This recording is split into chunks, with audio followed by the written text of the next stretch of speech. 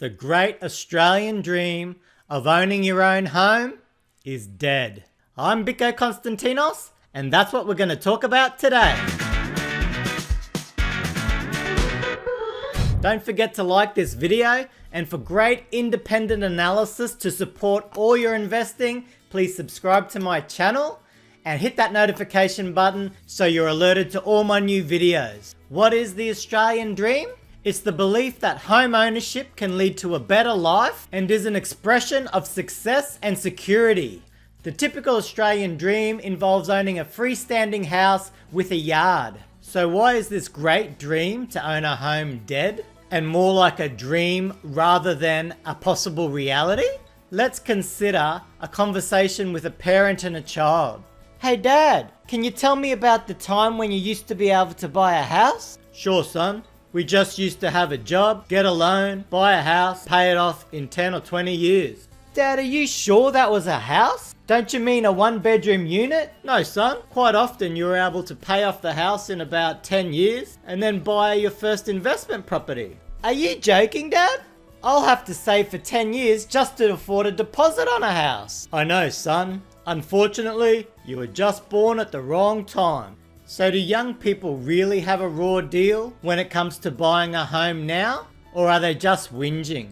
One of the best measures of housing affordability is comparing the median house price versus the average full-time earnings. We're going to use the stats from an article by McCrindle and compare 1981 to 2021.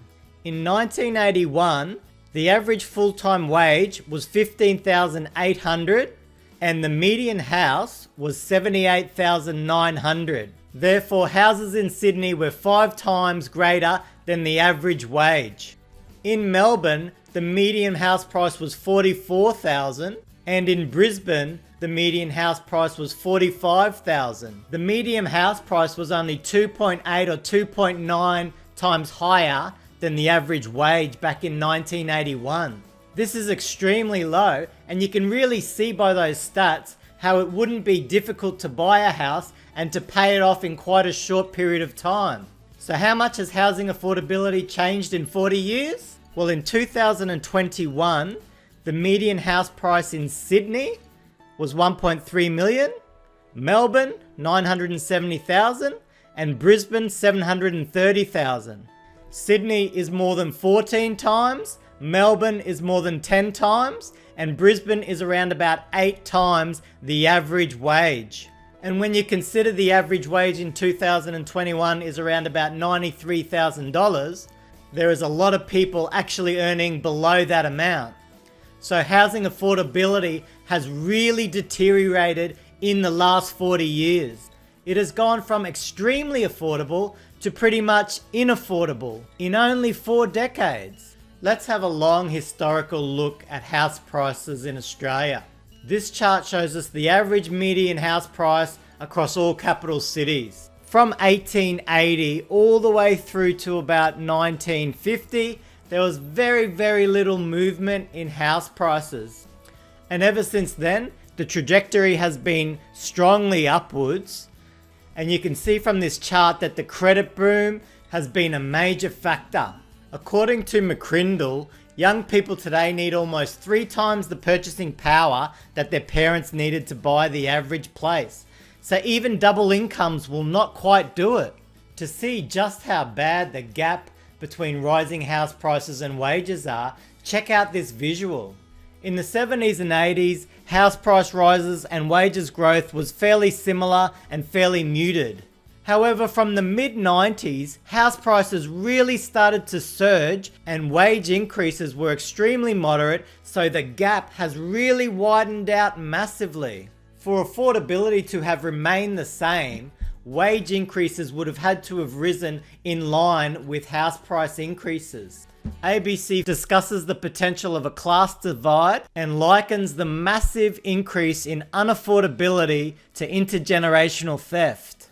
The number of Australians under 45 who don't own a home is increasing quite rapidly. And this, in my opinion, is quite concerning for Australia and for our communities. So what first caused home prices to start rising so much higher than wages? According to this ABC article, back in the 1960s, first home buyers had to pay huge deposits up to about a third of the value of the property because banks were extremely conservative. Now that all changed in the 1990s because of the deregulation of the banking system and a huge fall in interest rates. This combination of easy credit and cheap money has just encouraged people competing for homes to borrow more and more. And this has been supercharged over the last couple of years due to the lowest interest rates in all history. When you consider that Sydney is the third most expensive city in the world, and Australia has 5 capital cities in the top 23 most unaffordable cities in the world, something's gone wrong. Somehow, housing has been allowed to get out of control and become more of an investment or speculation into capital gains rather than a place to live and grow. If you'd like some more in-depth analysis regarding the current boom in house prices, please check out this video here. Housing affordability in Australia seems to be an issue that the governments are not willing to tackle. There's currently approximately 7 million owner-occupied homes in Australia and 100,000 new home buyers each year. That makes up a very large voter base of home buyers who don't want to see the value of their properties decline. As a result, governments are very, very wary to do anything that might cause properties to drop or to crash. We saw during COVID that the government basically did everything in its power to make sure that the housing market stayed strong and didn't have even a small decline. Investment demand has had a huge effect. The investment share of new mortgage lending has grown from about 10% in the early 90s to around about 40% now. Now that's not investors' fault. Australia's unusually generous tax concessions for investors make it extremely appealing to buy as many investment properties as you can. There are very few other countries in the world that allow both a 50% capital gains discount and the ability to deduct the full costs of operating that property, known as negative gearing. Twice, the Labor government came up with a policy to remove negative gearing, and they took that to 2 elections, but have now since scrapped the idea. So are they ever going to take housing affordability seriously in Australia? So what's a young person supposed to do?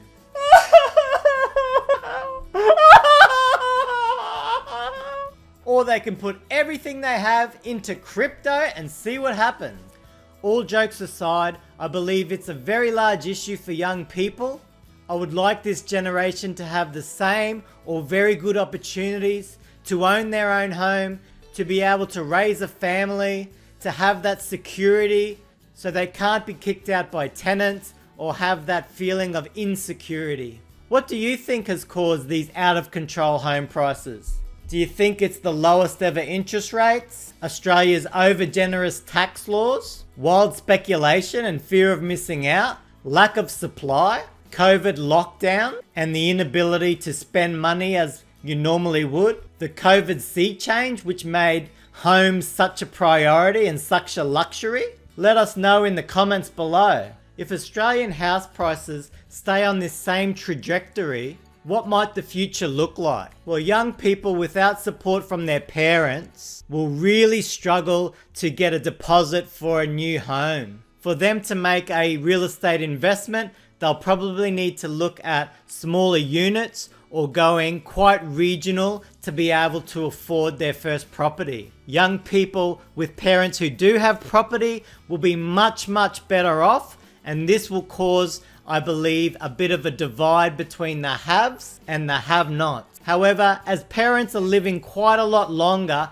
a lot of them will probably sell their properties, downsize, and keep spending for many more years than they might have done in the past due to better health, etc. Couples will definitely both need to work to be able to save up a deposit and also to be able to repay their mortgage, because they'll most likely have to borrow very large amounts to get into the property market. Young people will need to be very creative in finding ways of making additional income to be able to save that initial deposit and also meet their loan requirements. I see many young people living with their parents as long as they can, and that will cause a very different dynamic to in the past when kids would probably leave home around about 18 or 21. I think there'll be a lot more speculation from young people to try and make money in other ways, like the phenomenon we're seeing in crypto at the moment. I also see many sharing opportunities in regards to sharing housing, also Airbnb, and different ways of being able to make money through the new technologies and systems that we have these days. So I don't believe it's all doom and gloom. I still believe Australia is an amazing country. However, we have let housing get totally out of control, and we've become one of the most expensive places to live in the world compared to our wages.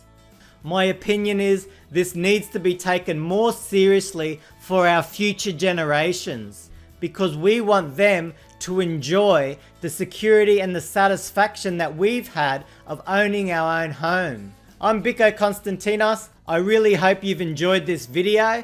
Please take the time to subscribe to my channel, as I'd love to continue providing valuable information that supports your investing goals. I'll catch you next time.